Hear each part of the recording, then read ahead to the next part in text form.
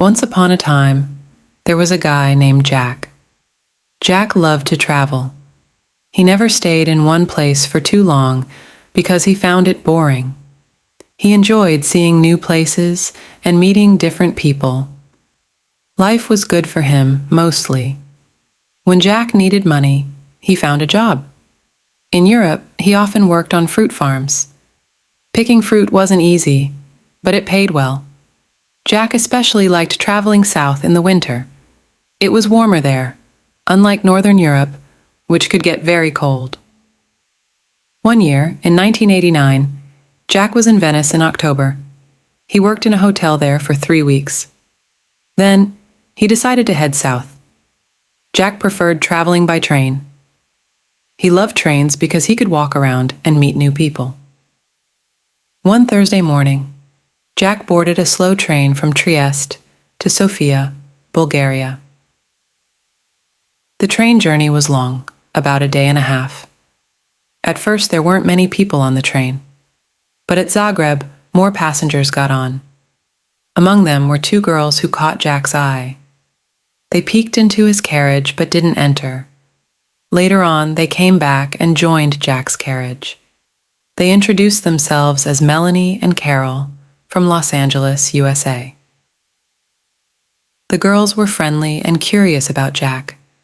They even guessed his age and where he was from by looking at his passport. Jack was impressed. They talked for hours, sharing stories and laughter. Jack felt a connection with them, despite their age difference. As the train journey continued, they discussed their plans. Melanie and Carol were heading to Bella Palanca for a short stay before moving on to Sofia. They invited Jack to join them in Sofia for the weekend. Jack happily accepted their invitation. When they reached Bella Palanca, Melanie and Carol got off the train, waving goodbye to Jack. He watched them disappear into the distance, looking forward to their reunion in Sofia. However, Jack's journey took an unexpected turn.